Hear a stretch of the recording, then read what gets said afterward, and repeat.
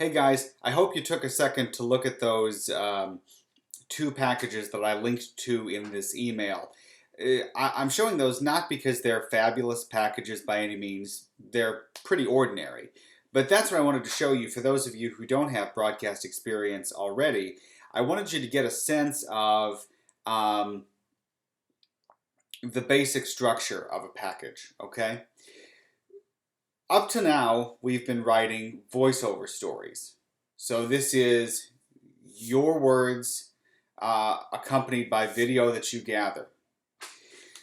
The next step would have been a VOSOT. Remember, that was our second assignment. That's where you have your words with your video followed by a portion of an interview. And that portion of an interview we call a SOT, for sound on tape, or more modern, we would call a soundbite. And then you would follow that with a little bit more video and a little bit more of your own words. Again, those are designed to be played live and accompanied by on-air talent, a reporter, an anchor, reading the text. A package is different, again, because it's all pre-packaged. You are recording the voiceover ahead of time. You have video accompanying it that's edited precisely to where it's relevant. You have multiple sound bites, and so those sound bites are linked together with that voiceover, what we would call reporter track. Okay? Think of it this way. This is sort of a way to think of the assembly of a package. It's sort of like laying bricks, if you can imagine that.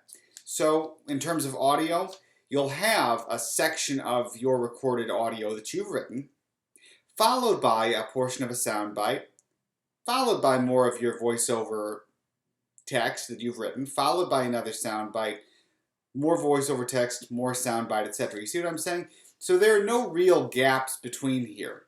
The only cases where you have any kind of space between those voiceovers and those bits of soundbites are if you have some natural sound from the environment that you want to include. And we'll talk about that when we talk about the process of editing the final package together. But when we're talking about writing, this is really what we're talking about. We're talking about, think of it again as laying bricks, one after another. Your voiceover is followed by a soundbite, followed by another voiceover, followed by a soundbite. Those interviews, they already have video that comes with them because you're recording, when you're doing those interviews, you're recording both the subject's voice and her image as you're doing the recording.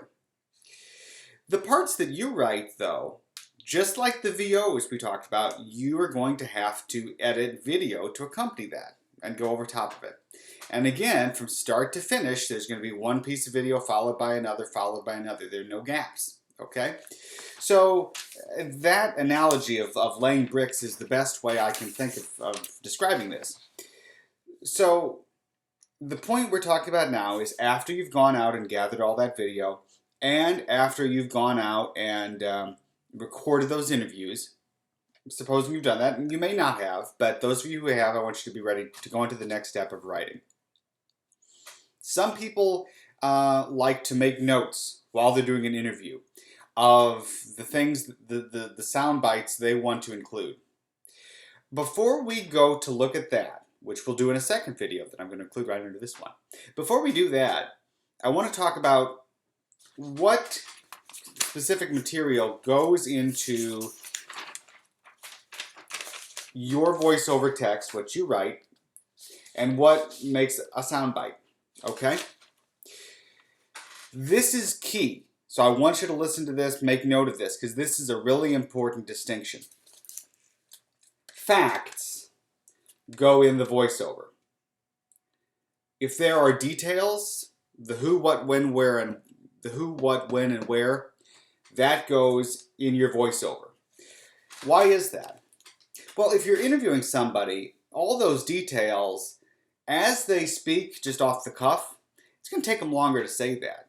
And so for them to say that they've been socially distancing since March 17th and have only left home to go to a couple grocery stores, and that's going to take them twice as long to say off the cuff as it would take if you wrote it and read it back out in the voiceover, okay?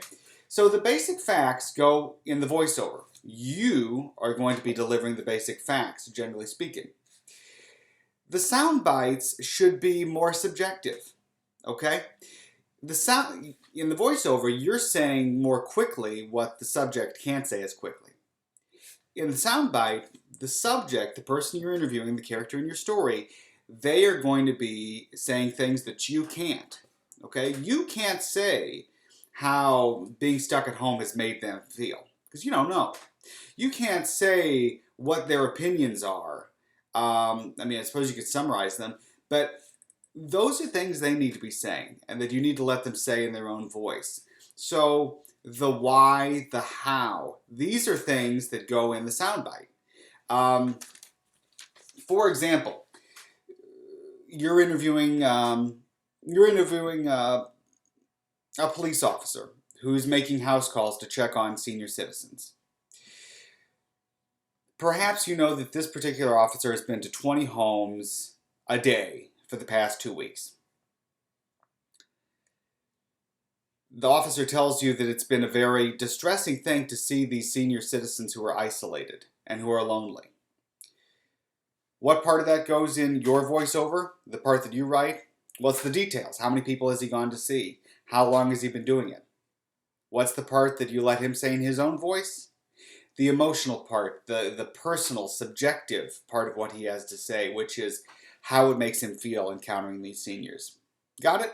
So objective information goes in the voiceover. Subjective information goes in the sound bites.